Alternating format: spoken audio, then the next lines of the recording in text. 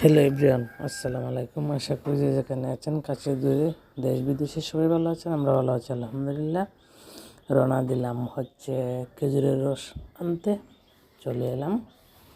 তো আজকে শেষ দিনের মতো খেজুরের রস নেওয়ার সুযোগ হবে, চলে যাব ঢাকা ইনশাল্লাহ।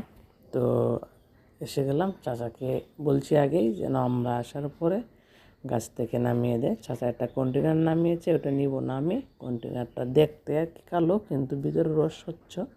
বলছি অন্য গাছ থেকে নিব যেটা স্বচ্ছ দেখা যায়। তো উঠিয়ে দিলাম চাচাকে গাছের উপরে। ওই দেখেন, ওই চাচা গাছ থেকে খেজুরের রস নিয়ে নেমে আসছে। তো ওখান থেকেই নিব একদম পিওর রস। আজকাল একটা মজার ব্যাপার আছে, বাচ্চা কাচ্চা নিয়ে এসেছি বাসায়, আরও মেহমান আছে, তারা শীতের জ্বালায় আসতে পারে না, তাদের জন্য বাসায় নিয়ে যাব। তারাও খুব শখ করে কাঁচা রস খাবে বলে বলছে। এই যে চাচা বলতেছে কি যে এটা কোনো ভেজাল নাই, আমি গাছ থেকে পেরে আনছি।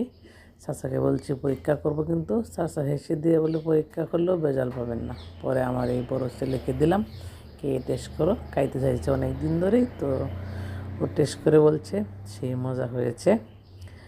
ওরে দিলাম এক গ্লাস, অল্প করে দিলাম, বয়ে বয়ে। আবার অনেকেই বলে কাঁচা রস খেলে নাকি অনেক সমস্যা হয়।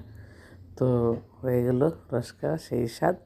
মেজো ছেলেকে দিলাম, মেজো ছেলে খেয়ে ফেলছে।